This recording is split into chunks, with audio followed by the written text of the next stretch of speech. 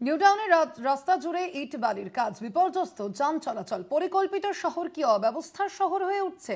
ক্ষোভ জানিয়েছেন বাসিন্দারা। ইতিমধ্যেই বাসিন্দাদের ক্ষোভের কারণেই সৃষ্টি হয়েছে একাধিক প্রশ্ন।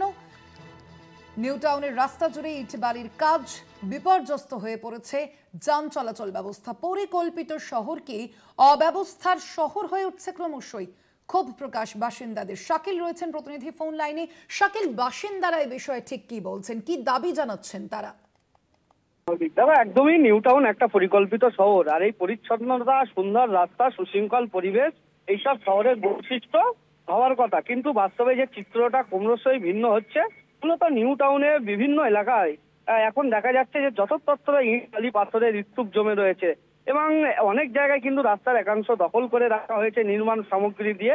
বিশেষ করে লস্করাইট বাজারের ডিএলএফ টুর পাশে এই রাস্তা ঘুরলেই কিন্তু বিষয়টি চোখে পড়বে স্পষ্টভাবে, যেখানে রাস্তা গাড়ি ভর্তি করে ইট বালি পাথর ফেলে রাখা হচ্ছে এবং রাতে ট্র্যাক থেকে পণ্য সেই জায়গায় নামানো হয়, এবং দিনের আলোতে কিন্তু বেশ কিছু ব্যবসায়ী সেই জায়গা থেকে বালি এবং পাথরের ব্যবসা শুরু করে দেয়। এমনকি কেউ কেউ রাস্তার উপরেই কিন্তু বানিয়ে ফেলছে কাঠ ও ছাদের প্লাইবোর্ড, যেখানে ছোট ছোট গুদাম ঘরও কিন্তু বানানো হয়েছে এই রাস্তার পাশে।